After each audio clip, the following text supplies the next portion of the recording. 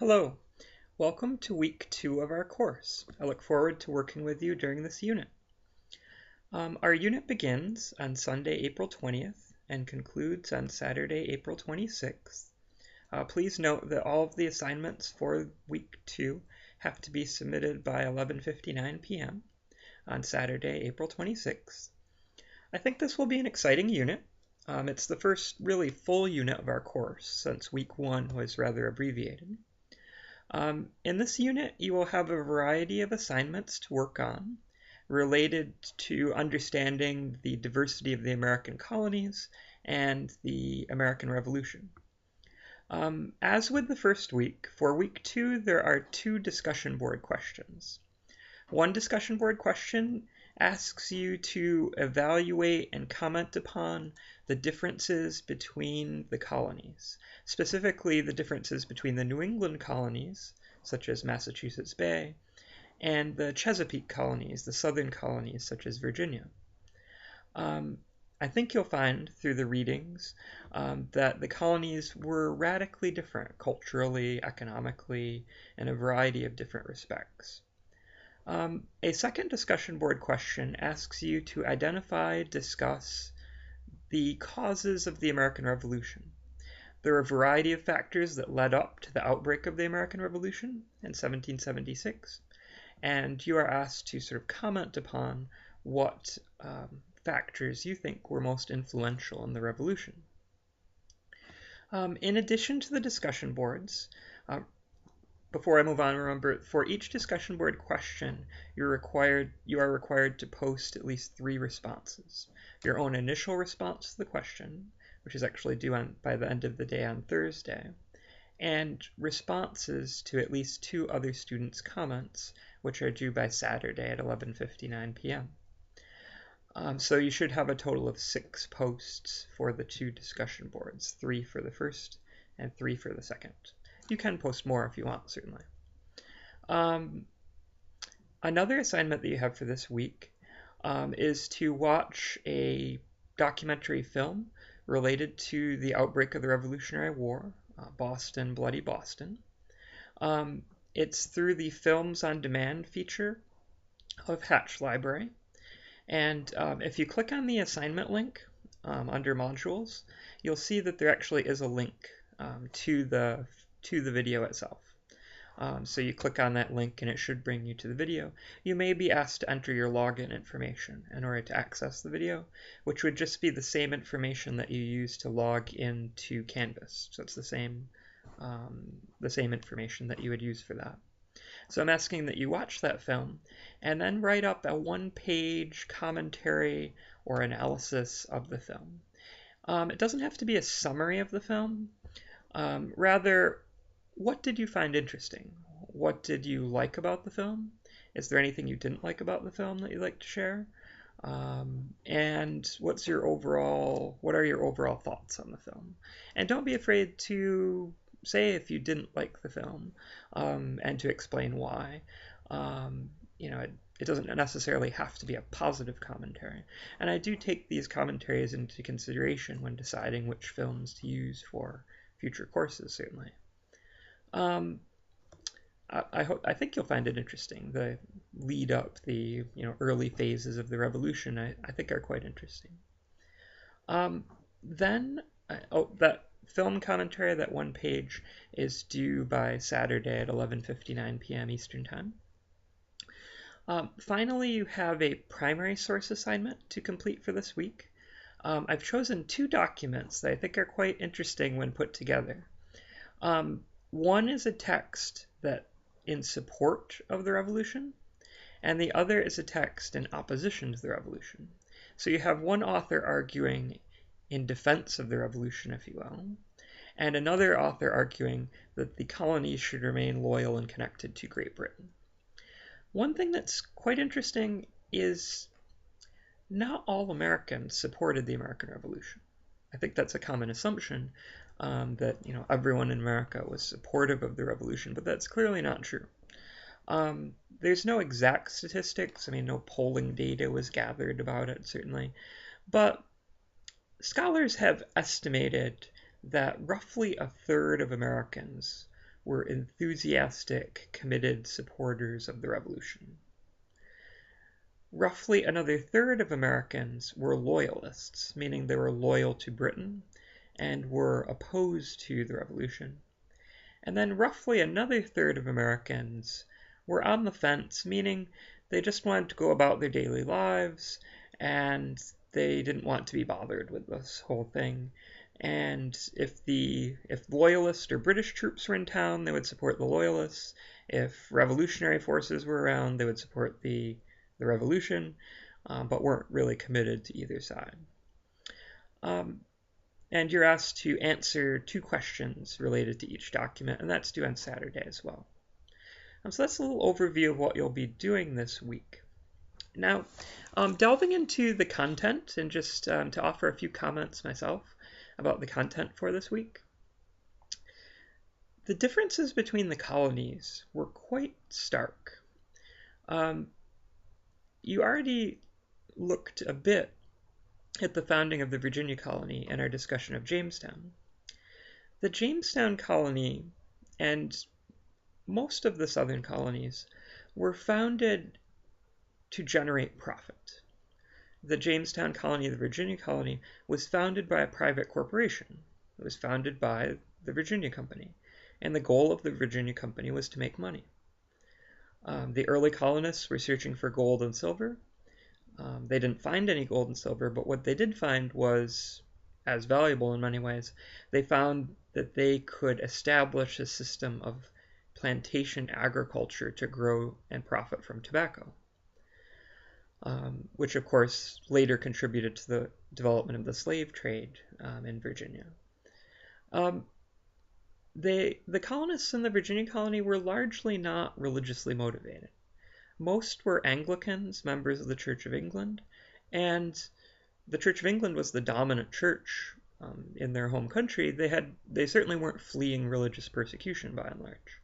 Most came here for profit, for land, to make money, essentially. In contrast to that, the New England colonies were largely founded by Puritans who were trying to escape from religious persecution in England or from the secular culture of Holland. The Puritans were a group of people from England who were very, very critical of the Anglican Church, or the Church of England. There was no real religious freedom in England in the 17th century. The Church of England was the established church supported by the government. The king or queen was the head of the Church of England, and people in Britain were largely expected to be loyal to the Church of England. If you were not loyal to the Church of England, you were prohibited from all sorts of government employment. You could face persecution on a variety of levels. You could not get a degree from any English college or university. So there are all sorts of difficulties, certainly if you were Puritan or Catholic or of any other religious group that was not the dominant religion. A group of Puritans first moved to Holland, seeking religion to practice their religion there. But what they found was that the culture of Holland was very secular, very non-religious. It was focused on commerce. And a group of Puritans became concerned that their children were essentially assimilating into this culture and were losing their religious devotion, if you will. So the Puritans from England, from Holland, decided to strike out to America, to come to America, in the hopes of founding a religious, godly community. There's a bit of a misnomer here in terms of religious freedom. I mean, in a sense, they're seeking religious freedom, but the Puritans are seeking their own religious freedom. They want the ability to establish Puritan communities in America. They weren't seeking religious tolerance. And the Puritan communities, they were very, in the Americas, in the New England colonies, they were very restrictive about religion. They welcomed Puritans into their communities. For example, Roman Catholics were legally prohibited from living in Massachusetts Bay Colony. Anyone who expressed divergent religious views, like Anne Hutchison, was expelled from the colony. So they weren't trying to set up a colony where everyone could practice whatever religion they wanted. They were trying to establish Puritan communities. So the motivations of the settlers of Virginia and Massachusetts Bay are profoundly and radically different. The New England colonists, I mean, yes, they want to be prosperous, but they're not a corporate enterprise solely motivated by the accumulation of wealth. The Puritans travel over in family units, parents and children together. They establish small family farms and establish communities centered around a church. And the church would also serve as the town meeting house. In the Virginia colony, you have very large plantations. Most of the settlers to Virginia were either very, very wealthy, the planter class, or very, very poor, the indentured servant class. In contrast, the New England colonies attract sort of a broad segment of the middle class, and small farms flourish. So radically different cultures. Virginia is largely male-dominated initially. New England is sort of family-centered from the beginning. Virginia, there's very little focus on things like educating children early on. New England founds public schools very soon after the inception of the colony of Massachusetts Bay. So they're quite different culturally. Fast forward a bit, one of the challenges of the American Revolution was the fact that the colonies were so radically different from each other. People didn't think of themselves initially as Americans. They thought of themselves as being from Massachusetts or from Virginia or from Georgia, and these colonies didn't necessarily have that much in common. The insurrection against Britain, there were a variety of factors that played into it. Many colonists began to feel that Britain was restricting the growth of the colonies. For example, the British established a western line of settlements, and no American colonists were supposed to move west of that line, and actually British troops were stationed along the Proclamation line. Why did the British do this? Well, the British were concerned about the conflicts with Native Americans.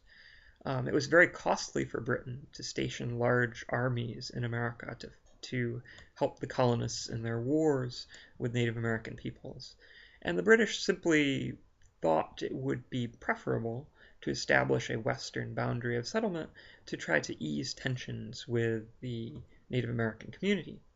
American colonists viewed this as an unnatural limitation upon their expansion and their search for new lands, and they thought that the British should be helping them colonize the New World, not inhibiting their colonization. So that was one source of tension. Another source of tension were British trading regulations. The British government passed a variety of laws, largely called the Navigation Acts, which placed severe restrictions on the colonists' ability to engage in trade, basically saying American colonists may only trade with Britain. American colonists may not trade with France, or Holland, or Germany, or the German states, or any other European country. And of course, this placed severe limitations on the economy of the colonies. And then finally was the issue of taxation. The British government felt that maintaining and administering the colonies was an expense, and that the colonists should play a role in paying for that expense. This was particularly true after the French and Indian War. The French and Indian War was a conflict between Britain and the American colonists on one side, and French forces and various Native American groups on the other. The British government spent large sums of money to win that war, and they felt the colonists, as the beneficiaries of it, should pay for the expense of the war. So these were just some of the factors that led up to the outbreak of the revolution. It's much more complex than is often clear initially. So I hope you'll find this to be a very interesting unit. I very much look forward to working with you all. and I will see you on the discussion boards. Thank you.